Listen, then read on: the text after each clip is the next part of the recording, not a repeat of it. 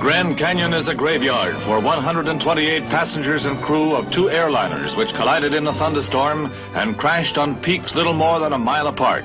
The impact reduced the wreckage to carbonized smears of paint and metal. None survived. It was the worst commercial air disaster in history.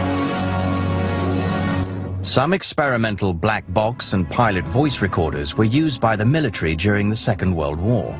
But it was not until a catastrophic mid-air collision in 1956 that onboard recording boxes were made mandatory by America's Federal Aviation Administration, or FAA.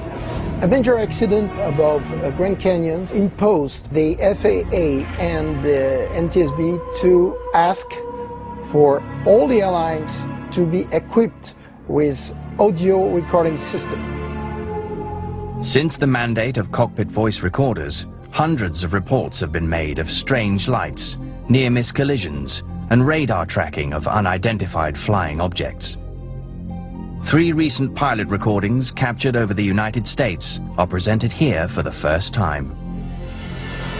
One of the most fascinating cases is Lufthansa 405 out of JFK November 18th, 1995, where they saw a UFO across Long Island. The 18th of November 1995. While flying over Long Island, New York, Lufthansa Flight 405, traveling from New York en route to Frankfurt, made a disturbing call to Boston Air Traffic Control. The pilots reported an unidentified flying object passing within 3,000 feet of their plane. It should be on our tail about 10 minutes. We passed it just 1 minute ago and it was looking strange. The UFO was described as a long cylindrical object with a white light on the front and a long green comet tail. The strange UFO was also seen by British Airways Flight 226, a 747 flying from London that was just north of the object. The codename for British Airways flights is Speedbird. I actually looked about opposite traffic 2,000 feet above. It did have a very strong vapor trail which looked more like smoke, and the light on the front was very, very bright. Lufthansa 405, how far off your side did that traffic pass? It was pretty close, and like the Speedbird said, it looked like 2,000 or 3,000 feet above on the left wing, just 1 mile, looked like a UFO. Boston Air Traffic Control contacted Giant Killer, the U.S. military fleet area control and surveillance facility that monitors restricted airspace over the Northeast. Hey, you got anything flying out in the area? Negative 105 turned over. Well, then I just had a couple of UFO reports. Oh, is that right? And a couple of guys that reported lights just going over their head. I had no traffic whatsoever in the area. They said it passed within a mile of them, like a 2,000 feet above them, opposite direction. Oh, could have been a meteor or something. No, we don't have any aircraft out there. Both pilots confirm the object has glowing lights. The object has a green vapor trail, not like any vapor trail they've ever seen. Both pilots immediately questioned the idea that the UFO they had seen was a meteor. Lufthansa 405, so you would say that it definitely wasn't a meteorite? I don't know.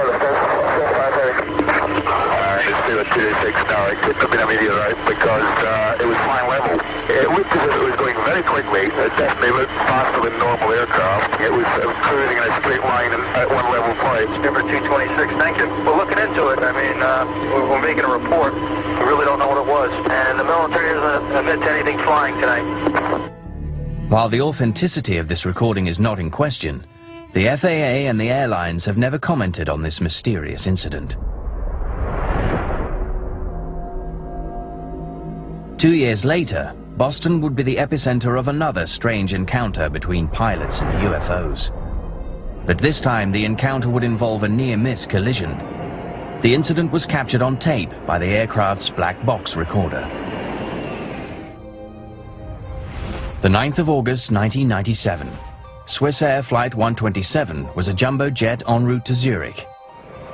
Pilot Philip Bobet and First Officer Kurt Grunder were at the controls.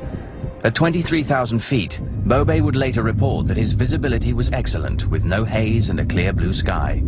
Suddenly, an unidentified craft entered the plane's airspace.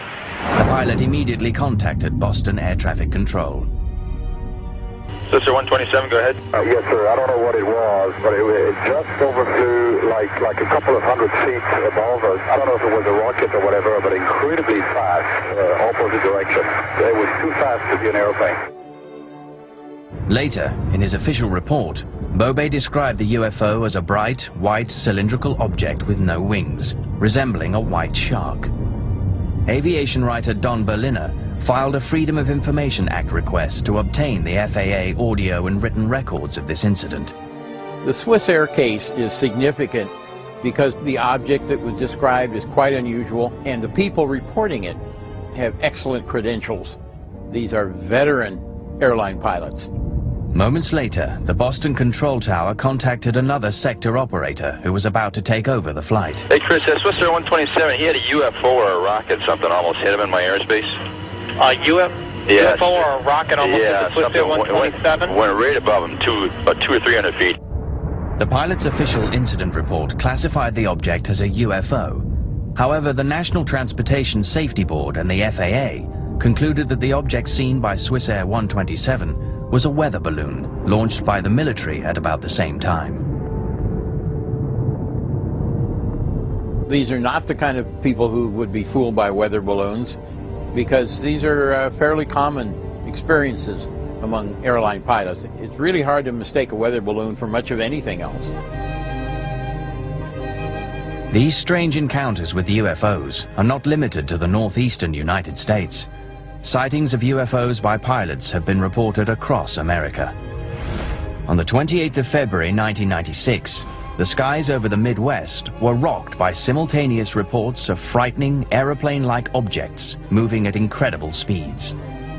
This case involved two commercial aircraft, Air Shuttle 5959 en route to Cleveland and Mesaba 3179, a Dash 8 headed from Detroit to Pellston, Michigan. The event was recorded by the Cleveland Tower. Gets a report from an air shuttle flight coming out of Detroit that they've picked up a strange light very close to them. Nobody can figure out what the light is. Hey, Cleveland, Air 5959. We see traffic out there 12 to 1 o'clock, lower altitude. Do you have the radar?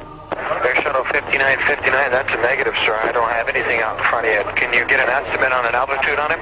We're in between layers here. I'm just going to estimate 2,000 feet below us, maybe, and sort of pulsating right about, I don't know, 10 miles out. Is that northwest of Detroit? Did you see that light? Yeah. Well, that's what I saw, a real bright white light, sometimes flickering underneath the cloud. Two reports from two separate aircraft, and both pilots had described the same bright, pulsating light between the cloud layers. Cleveland Air Traffic Control questioned whether the light might be a landing beacon. Air Shuttle 5959, is that traffic that you saw earlier? Do you see him out there any longer? Air Shuttle 5959, that's permanent. I don't know if we'll get closer to it or what, but it looks like a rotating light around it, like a frisbee type thing that's going around it. Mesaba 3179, do you see the same thing? Sir, I saw it coming out of Detroit. I wondered, all I saw was just a couple real bright flashes of light, but it looked like it was underneath the cloud deck to me, maybe 10,000 feet. Well, would you think it might be like a reflection, maybe perhaps off a beacon that for some reason it's just one of those weird things, natural phenomena that you're getting a reflection? Because I got nothing out there. This is definitely a distinct whitish, well, it's looking a little red and greenish light sort of pulsating, and it is constant. It's not a beacon. The Cleveland Air Shuttle hangs a Huey, goes under the light, and now is looking at the light from underneath and says, absolutely not, Cleveland. We're seeing the light above us, probably at 5,000 feet. And Cleveland Air Shuttle 5959. Just to keep you advised, we're descending to 4,000 feet right now, and as we descended through 10,000 feet, that object is above us right now. It is not on the ground. It's about 10,000 feet. I'll tell you what, that is weird. It's just sitting there pulsating. I'm trying to do a little investigating as to what this might be, and if you would keep me advised on this. Okay, sir. I'm going to blink my lights at him and see if I can get any action on him. Mesaba 3179, when you flashed your lights, did you get any response? It appeared to, sir. Okay. A double pilot sighting caught on radio that you would never hear because the media never covered it. Coming up, Another UFO double sighting, this one involving an America West airliner and NORAD. This guy definitely saw it run all the way down the side of the airplane. It's right out of the X-Files. And we'll analyze evidence of UFO sightings during NASA's Apollo moon missions.